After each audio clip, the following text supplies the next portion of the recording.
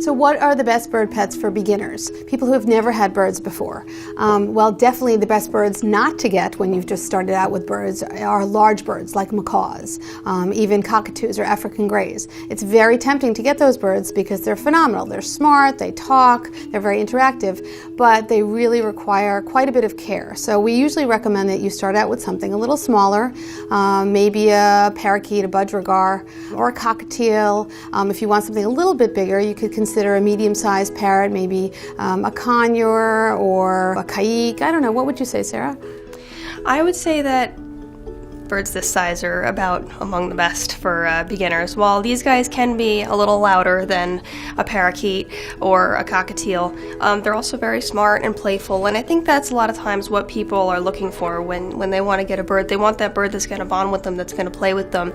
And a lot of these smaller birds are very smart. They can learn tricks, they can do different behaviors, and you can really work with them. And I think it's a good opportunity for people to learn how to work behaviorally with a bird to get a smaller one, and then when they're ready, then they can move on to the bigger birds.